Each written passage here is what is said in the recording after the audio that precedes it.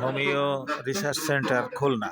Homeo research centre Khulna আজকে সকালে সেমিনারে উপস্থিত আমরা কজন ডাক্তার। আজকের ওষুধের আলোচনা হলো ক্যালিকার্ভ। ক্যালিকার্ভের উপর আজকে আলোচনা চলছে হোমিও রিসার্চ সেন্টারে।